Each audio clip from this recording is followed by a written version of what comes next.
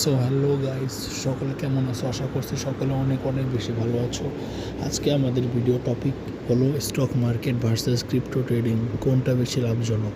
বন্ধুরা, আজকে ভিডিওটিতে আমরা আলোচনা করব এমন একটি বিষয় নিয়ে যা প্রায় নতুন ইনভেস্টররা এবং ট্রেডাররা মনে প্রশ্ন জাগায়: স্টক মার্কেট নাকি ক্রিপ্টো ট্রেডিং, কোনটা বেশি লাভজনক। ভিডিওটি শেষ পর্যন্ত দেখুন, কারণ আজ আমি আপনাদের সামনে বাস্তব উদাহরণ সহ দুইটির সুবিধা অসুবিধা এবং কোনটি কার জন্য ভালো হতে পারে তা তুলে ধরব। প্রথমে আমি বলি স্টক মার্কেটের কথা।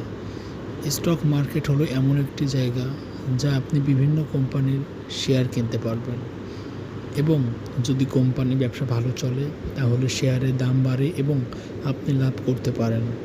স্টক মার্কেটের সবচেয়ে বড় সুবিধা হলো এটি তুলনামূলক স্থিতিশীল। বড় বড় কোম্পানি যেমন অ্যাপল, মাইক্রোসফট বা অন্যান্য প্রতিষ্ঠিত কোম্পানির শেয়ার দীর্ঘমেয়াদে ভালো রিটার্ন দিতে পারে। এখন আসি ক্রিপ্টো ট্রেডিংয়ের কথাই। ক্রিপ্টো মার্কেট সম্পূর্ণ ডিজিটাল। এখানে বিটকয়েন, ইথেরিয়াম এবং হাজার হাজার অন্যান্য কয়েন ট্রেড করা হয়। ক্রিপ্টোর সবথেকে বড় সুবিধা হলো দ্রুত লাভের সম্ভাবনা। অনেক সময় কয়েকদিনের মধ্যেই একটি কয়েন 20%, 50%, এমনকি 100% পর্যন্ত বেড়ে যেতে পারে। কিন্তু এখানে রয়েছে সবচেয়ে বড় ঝুঁকি। যে কয়েন আজ 50% বেড়েছে সেটি আগামীকাল 50% কমেও যেতে পারে।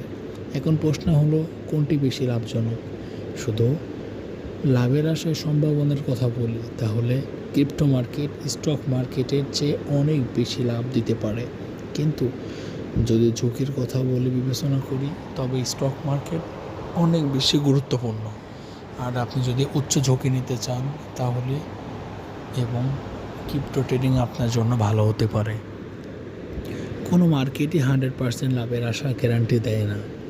সফল হতে হলে আপনাকে শিখতে হবে, ঝুঁকি ব্যবস্থাপনা জানতে হবে এবং আবেগ নিয়ন্ত্রণ করতে হবে।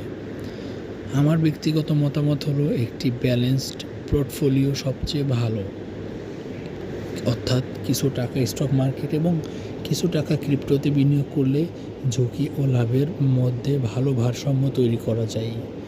এখন কমেন্ট করে জানান, আপনি স্টক মার্কেট পছন্দ করেন নাকি ক্রিপ্টো ট্রেডিং।